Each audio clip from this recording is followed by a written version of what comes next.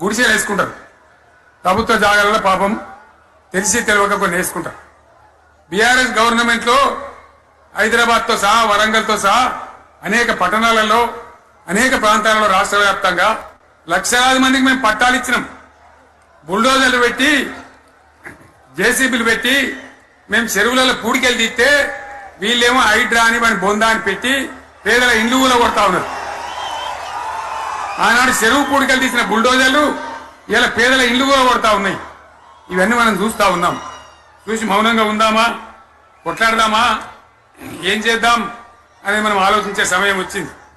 దేశాన్ని నంబర్ 1 స్థాయిలో నిలబెడితే ఇవాళ 14వ స్థాయికి 15వ స్థాయికి తీసుకొని పోయినారు.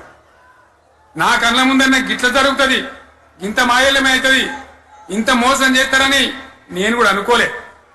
ఇలా చాలా బాధ కలుగుతా ఉంది, చాలా దుఃఖం కలుగుతా ఉంది. ఇంకా ముందరికి పోవాల్సిన తెలంగాణ ఇలా వెనుకకు అయిపోతున్నా ఉంది. మళ్ళా ఎవరు దీనికి కారణం?